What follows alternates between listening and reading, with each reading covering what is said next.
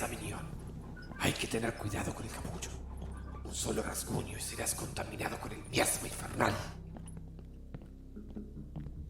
Toma el cuerpo del señor Stoker y a mi señal lo llevarás al Palacio de la Agonía. Miñón, no comprender. No tener que cortarlo a la mitad. Yo querer ver cómo funciona el cerebro. Dónde se alojan los recuerdos y los pensamientos. ¿Para qué querrías saberlo? ¿Cuál es tu ganancia? Ahora me perteneces. Serás Moxon 2.0. No tendrás boca y deberás gritar. Tu agonía, al igual que la del señor Stoker, aún no ha ni siquiera comenzado. El precio de la curiosidad es caro, minión. Recuérdalo. En tus noches más oscuras, te preguntarás por qué de la locura de Abdullah Razaret. ¿Curiosidad? Miñón no estar enfermo. No. ¿Curioso? No, señor. Solo quiere saber lo que se encuentra por dentro de la carne. Hallar el reloj. Tic-tac. No te atrevas a experimentar con este cuerpo, minión. De lo contrario, descubrirás los tormentos existentes más allá de la muerte. Ahora, levanta el condenado cuerpo y ponlo en la camilla. Stoker tiene una cita con el pararrayos.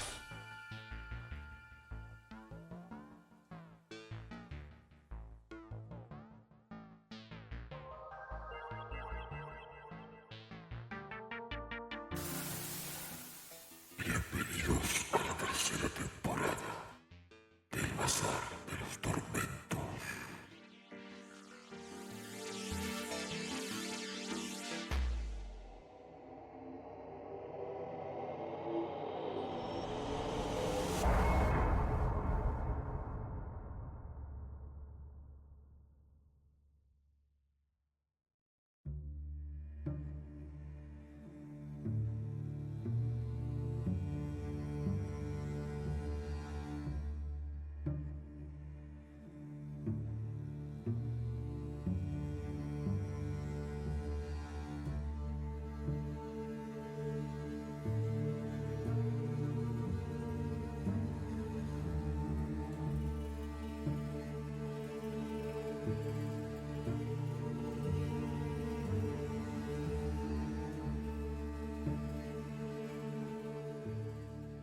Hoy presentamos el entierro de Lord Byron.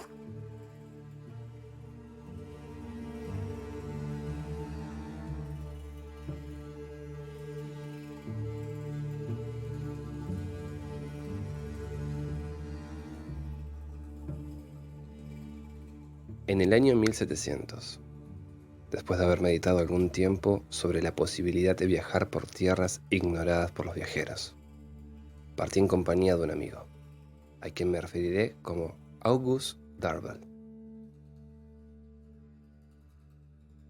Era unos años mayor que yo, un hombre de fortuna considerable y de familia aristocrática.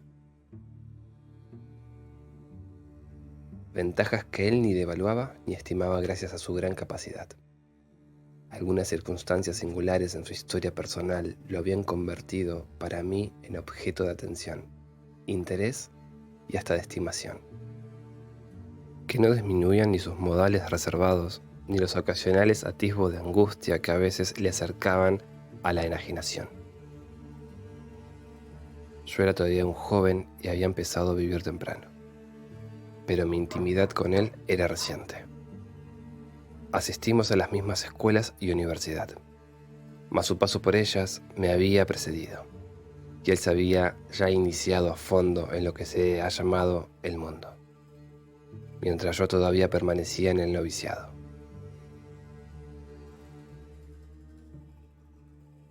Durante ese tiempo, escuché abundantes detalles, tanto de su vida pasada como de la presente, y, aunque en estas narraciones había muchas e irreconciliables contradicciones, podía yo inferir que él no era un ser común, sino alguien que, aun cuando se esforzara por no ser prosaico, seguía siendo notable. Había trabado conocimiento con él e intenté conquistar posteriormente su amistad. Pero parecía que ésta era inalcanzable. Los afectos que pudiera haber sentido aparentaban para entonces o haberse extinto o concentrarse en él. Tuve suficientes oportunidades para observar que sus sentimientos eran intensos, pues aun cuando los podía controlar, le era imposible esconderlos por completo. Sin embargo, tenía la facultad de dar a una pasión la apariencia de otra, de modo que resultaba difícil definir la naturaleza de lo que sucedía en su interior. Y las expresiones de su rostro podían variar con tal rapidez, aunque ligeramente, que resultaba inútil tratar de escrutar su origen.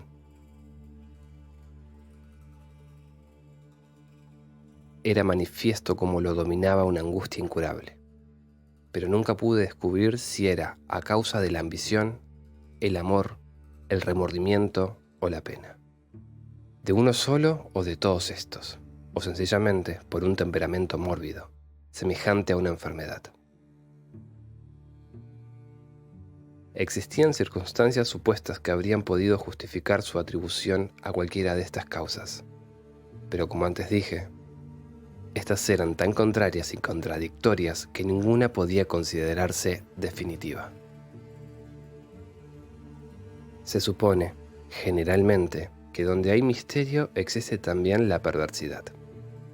No sé cómo puede ser esto, pero es un hecho que en él existía el primero, aunque no podía atestiguar los alcances de la segunda, y estaba poco dispuesto, en lo que a él se refería, a creer en su existencia.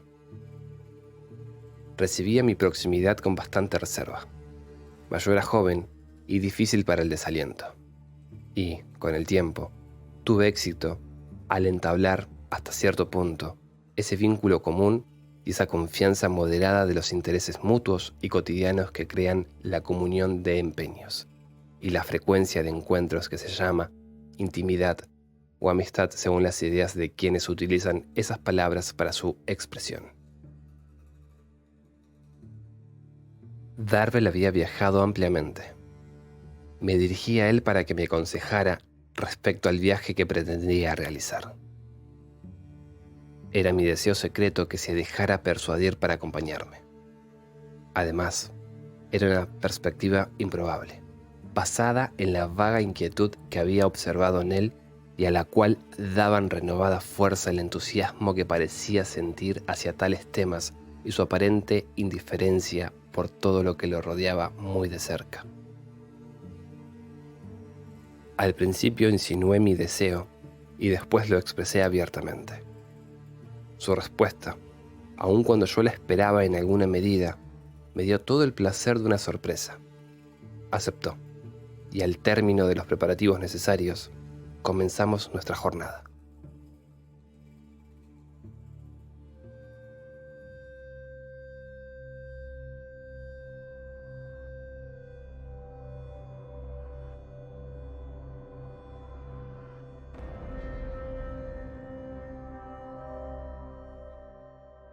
Después de viajar por varios países del sur de Europa, volvimos la atención hacia el este, de acuerdo con nuestro destino original. Y fue nuestro recorrido a través de estas regiones que ocurrió el incidente que da ocasión a mi relato. La complexión de Darvel, que, dada su apariencia, debía de haber sido en su juventud más robusta de lo normal, estaba decayendo, gradualmente, desde algún tiempo atrás, sin que mediara ninguna enfermedad manifiesta. No tenía tos ni tis, sin embargo, cada día se debilitaba más. Sus hábitos eran moderados. No admitía ni se quejaba de fatiga. No obstante, era evidente que se estaba consumiendo. Se volvía cada vez más y más taciturno e insomne. Y por fin, se alteró de tan notable manera que mi preocupación aumentó de manera proporcional al peligro que yo consideré le amenazaba. A nuestra llegada a Esmirna, nos habíamos propuesto ir a una excursión a las ruinas de Feso y Sardis, de la cual intenté disuadirlo debido a su indisposición. pero en vano.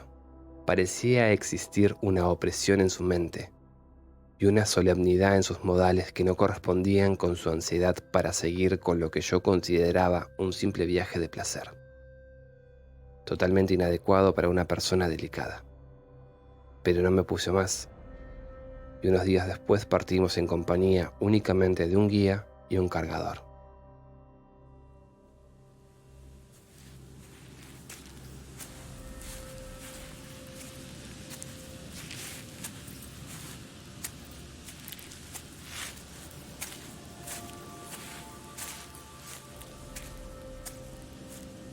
Habíamos recorrido la mitad del camino hacia los vestigios de Éfeso, dejando atrás los contornos más fértiles de Esmirna, y nos adentrábamos en esa región inhóspita y deshabitada a través de los pantanos y desfiladeros que llevaban a las pocas chozas que aún subsisten sobre las destrozadas columnas de Diana. Las paredes sin techo de la cristiandad expulsada, y la aún más reciente pero total desolación de las mezquitas abandonadas. Cuando la súbita y vertiginosa enfermedad de mi camarada nos obligó a detenernos en un cementerio turco, cuyas lápidas coronadas de turbantes eran solo indicio de que la vida humana había morado alguna vez en ese yermo. La única caravana que vimos había quedado unas horas atrás. No se podía ver ni esperar vestigio alguno de pueblo o cabaña siquiera. Y esta ciudad de los muertos parecía ser el único refugio para mi desafortunado amigo, quien se veía próximo a convertirse en su siguiente morador.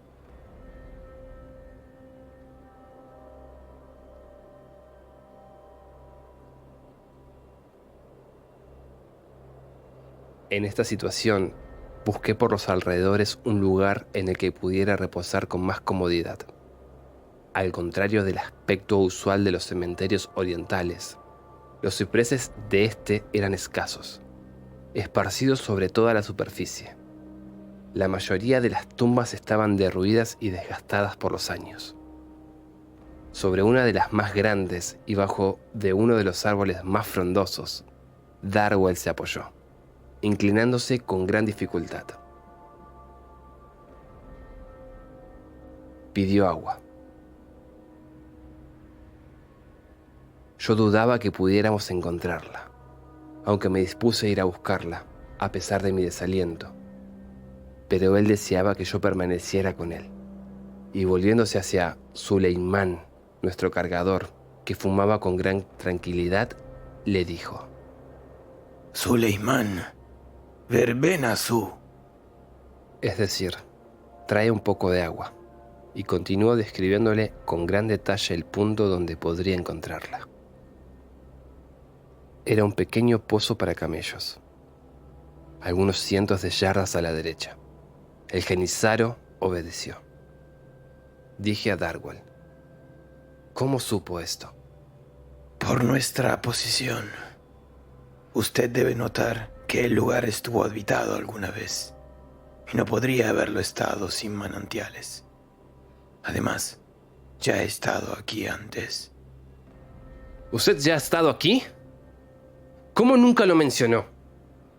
¿Y qué hacía en un lugar semejante donde nadie puede permanecer un momento más sin pedir ayuda? A esta pregunta no recibí respuesta alguna. Mientras tanto, Suleimán regresó con el agua y dejó al guía y a los caballos en la fuente. Parecía que al mitigar su sed, Darwell revivió por un momento, y albergué la esperanza de que pudiese continuar, o por lo menos regresar, y lo exhorté a intentarlo. Él guardó silencio. Parecía poner orden en sus pensamientos antes de esforzarse al hablar. Este es el fin de mi jornada y de mi vida. Vine hasta aquí para morir, pero tengo una súplica que hacer, una orden que dar, pues tales deben ser mis últimas palabras. ¿La cumplirá? Desde luego, pero tengo mejores intenciones. Yo no tengo esperanzas ni deseos. sino este. Oculte mi muerte a todo ser humano. Espero que no se presente la ocasión. Usted se recuperará y... ¡Silencio! Así debe ser. ¡Prométalo! Sí, Júrelo, por lo más. aquí pronunció un juramento de gran solemnidad. No hay razón para ello. Yo cumpliré con su petición. Y dudar de mí es... No puedo evitarlo. Debe usted jurar. Pronuncié el juramento y eso pareció aliviarlo. Se quitó del dedo un anillo de sello, que tenía grabados algunos caracteres arábigos, y me lo dio. En el 9º día del mes, precisamente al mediodía, el mes que usted guste, pero el día debe ser ese. Usted deberá arrojar este anillo a las fuentes de agua salada que alimentan la bahía de Eluisis. Al día siguiente, a la misma hora, deberá dirigirse a las ruinas del templo de Ceres y esperar 1 hora. ¿Para qué? Ya lo verá. ¿Dice usted que el 9º día del mes? El 9º. Cuando hice la observación de que el presente era el 9º día del mes, su semblante cambió e hizo pausa. Mientras estaba sentado, debilitándose visiblemente, una cigüeña con una serpiente en el pico se posó sobre una tumba cercana a nosotros.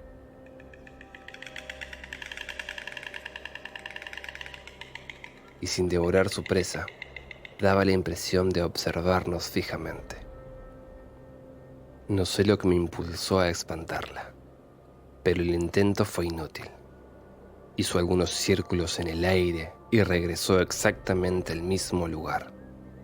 Darwell la señaló y sonrió. Habló, no sé si para sí mismo o para mí, pero las palabras solo fueron: Está bien. ¿qué es lo que está bien? ¿Qué quiere decir? No importa. Usted deberá enterrarme aquí esta noche y en el punto exacto en que está parada esa ave. Ya conoce usted el resto de mis mandatos. Entonces procedió a darme algunas instrucciones sobre cómo podría ocultar mejor su muerte. Cuando terminó, dijo: ¿Ve usted esa ave? Desde luego. ¿Y la serpiente que se estremece en su pico? Sin duda. No hay nada raro en ello. Es su presa natural, pero resulta extraño que no la devore. Todavía no es el momento. Mientras hablaba, la cigüeña emprendió el vuelo. La seguí con los ojos un instante. No pude haber tardado más que contar 10. Sentí aumentar el peso de Darwell, por poco que fuese, sobre mi hombro, y al volver a verle la cara, vi que había muerto. Me impresionó la repentina certeza inconfundible. En pocos minutos su semblante se tornó casi negro. Hubiera podido atribuir ese cambio tan rápido a la acción de algún veneno, si no hubiera estado consciente de que no tuvo oportunidad alguna de tomarlo sin que yo me diera cuenta.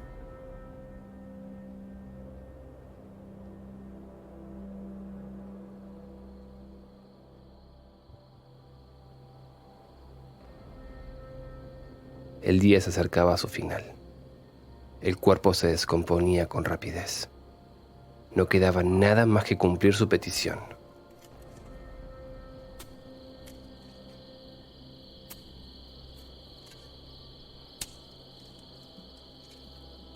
Con ayuda del yatagán de Suleimán, y de mi propio sable, excavamos una tumba poco profunda en el sitio que Darvel había indicado.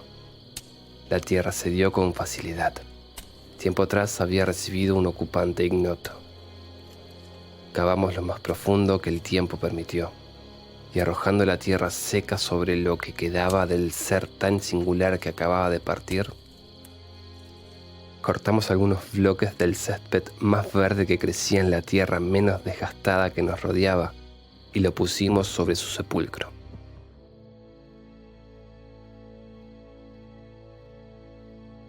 Entre el asombro y la pena, no podía derramar una lágrima.